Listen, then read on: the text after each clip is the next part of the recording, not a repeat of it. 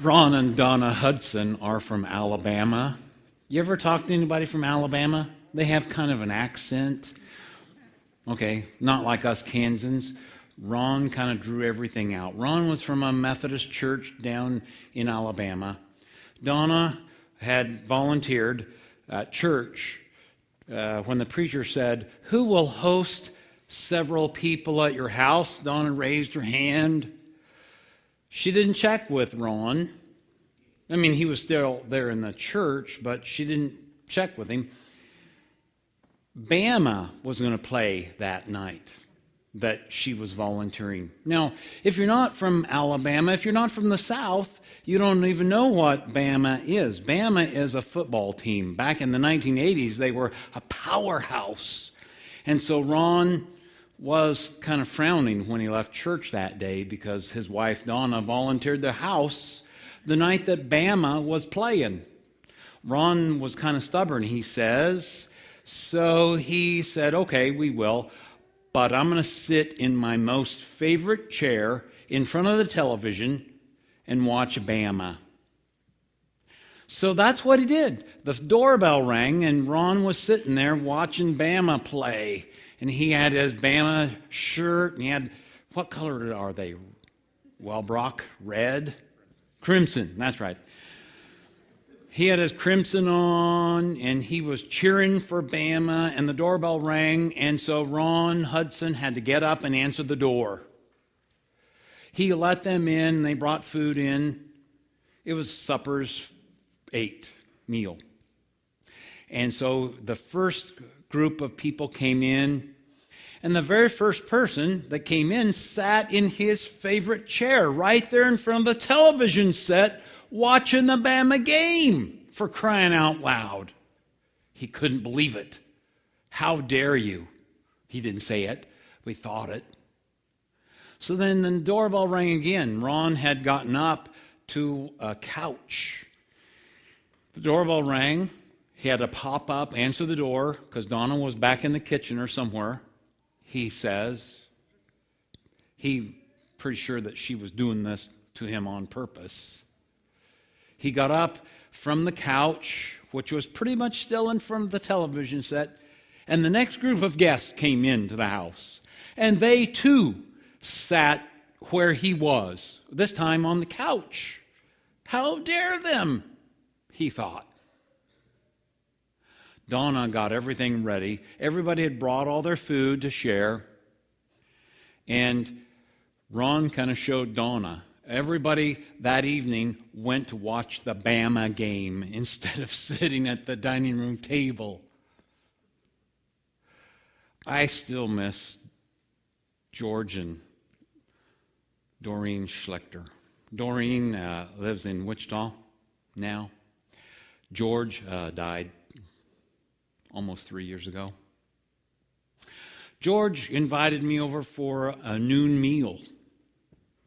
You know, if you want to make points with me, invite me over for a meal, particularly. So George said, "Preacher, come over for a meal." Doreen was, and I suspect she still might be, a very good cook. So I got over here on 13th Street where they live. They just live off of 13th, and I got up to the front door, and I could smell wonderful food, I thought, wafting out of that front door as Doreen opened the door to me. My custom is to find out, once we get inside, we say hello and how are you doing? My custom is to find out, well, now, Doreen, where's your chair at this table? Well, George, where's your chair at this table? And George's response, he was the host, he said, "Well, sit wherever you want to, preacher." So I sat down. It was a chair that had a cushion on it, you know, one of the kitchen table chairs that had a cushion on it. And I sat down in that spot. I love Doreen. She leaned over to me later in the meal and she said, "Preacher, you're sitting in George's place." This story that Elton Bucher just read is not about George and Doreen Schlichter and Jerry Nolte, nor is it about Donna and Ron Hudson from Alabama. It does, however, embrace and touch what's going on in the lives of Ron and Donna Hudson and George and Doreen and Jerry and you. You're right there in this too. You have either invited people into your home or you've been invited in.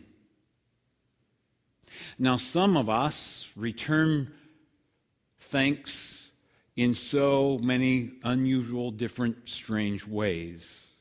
Some of us sit where we probably ought not to sit, like what I experienced at George and Doreen's home. Some of us sit, however, in those lower spots.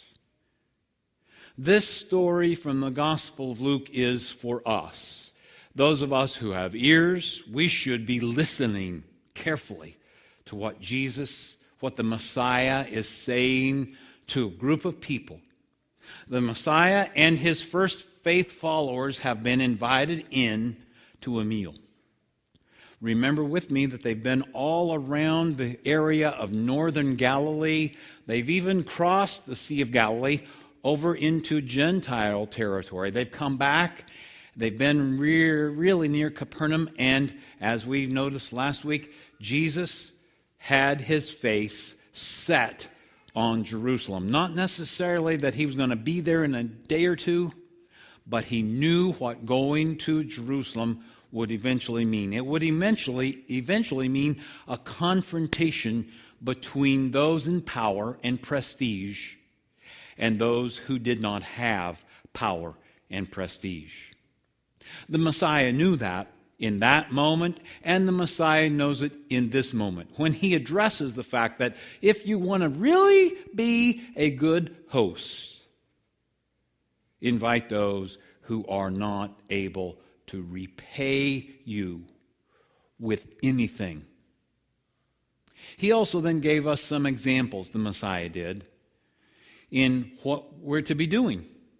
That we're not to be self-seeking or self-serving. It's very evident in what Mr. Bucher just read, and as you are perusing through, and as you will peruse through the Gospel of Luke in the coming days, weeks, hopefully months ahead. Human hosts, you and me, human hosts oftentimes have some kind of motive. We've invited you in because divine hosts, the Messiah, and that whom God is through the Messiah, invite you in with no motive whatsoever. You are invited into the Messiah's presence. You are invited into God's presence without any ulterior motive in that invitation. You heard it from Elton's words from the Gospel of Luke. You heard it from what Cheryl Cox shared with the children. There is no reason to believe that humans will act like the divine every minute of the day. It would be nice, but we humans are generally pretty self-serving, self-seeking. We usually do things because we know we're going to get something about that or from that. I'll scratch your back if you'll scratch my back. I'll do this for you if you'll do this for me. Self-seeking, self-serving motives have no place in kingdom behavior. That's what the Messiah is saying here clearly, that the Messiah is extolling, is speaking about something that is all over. It permeates every aspect of the Old or First Testament and the New or the Second Testament. It's there in everything. The Messiah says it in a couple of different ways. Those of you who are first will be last. Those of you who are last will be first. The Messiah says it that way in several different venues in the New Testament. The Old Testament will also, the First Testament will